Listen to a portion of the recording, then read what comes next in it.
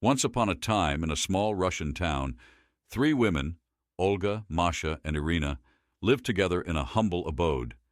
The girls were known for their beauty and had a reputation for being fun-loving and adventurous. Their house was often the center of attention, with neighbors whispering about the wild parties and mysterious visitors that came and went. One day, a man named Igor was admitted to the local psychiatric hospital after exhibiting erratic behavior and claiming to have been abducted by aliens. He was diagnosed with paranoid schizophrenia and spent the next several years in and out of the hospital, receiving treatment. One evening, as Igor was being released from the hospital, he found himself wandering the streets with nowhere to go. He stumbled upon the home of Olga, Masha, and Irina, who took pity on the lost and broken man. They invited him in, offering him shelter. As the days turned into weeks, the girls discovered that Igor was an excellent cook and had a knack for fixing things around the house. They decided to keep him around, and he willingly became their servant, cooking, cleaning, and fixing anything that needed repair. However, as time went on, the girls' intentions turned from benevolent to something much more sinister. They began to use Igor as their personal sex slave, taking advantage of his vulnerable mental state. They would dress up in provocative outfits, tease him, and command him to fulfill their every sexual desire. Igor, completely under their spell, obeyed without question, believing that they were the aliens he had encountered in his delusions. For 5 long years, Igor was trapped in this twisted world, serving the whims of the three women. They toyed with him, manipulated him, and used him for their own pleasure, all while keeping him under their control through a combination of psychological manipulation and physical domination. But one day, a sudden change in the weather brought a powerful storm that knocked out the electricity in the town. As the girls huddled together for warmth, Igor saw his chance to escape.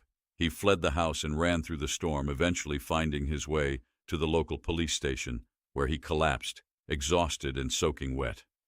The police officers on duty were skeptical of Igor's story at first, but as he recounted his harrowing ordeal, they began to believe him. They decided to investigate the claims, and together with Igor, they returned to the house where he had been held captive. Olga, Masha, and Irina were taken by surprise when the police arrived, but they quickly realized the jig was up. As the officers questioned the women and searched the house, Igor was finally able to gather the strength to confront his captors. He accused them of keeping him as their sex slave for years, using him for their own pleasure while he was too weak and vulnerable to resist. The three women were arrested and charged with various offenses, including sexual exploitation and psychological abuse. Their trial became a media sensation, with people from all over the country following the shocking story. In the end, Olga, Masha, and Irina were found guilty and sentenced to lengthy prison terms. As for Igor, he was placed in a more secure psychiatric facility, where he received proper treatment and therapy. Slowly, he began to heal from the trauma he had endured, finding the strength to rebuild his life. While the road to recovery was long and challenging, Igor's story served as a reminder of the importance of treating others with kindness and respect, and a stark warning of the consequences when that trust is betrayed. Following the trial and conviction of Olga, Masha, and Irina, the small Russian town was left reeling from the shocking revelations. The story had captured the attention of the nation, and people were hungry for more details about the case. In the weeks and months that followed, reporters and investigators dug deeper into the lives of the three women, unearthing a web of deceit and manipulation that had been woven over the years. It was revealed that Olga, Masha, and Irina had been involved in similar schemes in the past, using their charms and wiles to take advantage of vulnerable men. They had been known to lure men into their home, drugging and exploiting them for their own gain. The police began to investigate these claims, and it wasn't long before they had a mounting pile of evidence against the women. As the investigation continued, the townspeople began to share their own stories of encounters with the three women. Neighbors and acquaintances recounted how they had been manipulated, swindled, or taken advantage of by the trio. It seemed that their deceitful behavior was not limited to Igor, but had been an integral part of their lives for years. As more and more people came forward, the police realized that they had uncovered a much larger problem.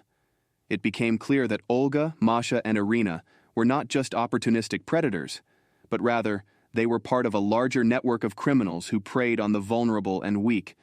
This network extended beyond the small Russian town, with connections to criminal organizations in other parts of the country and even abroad.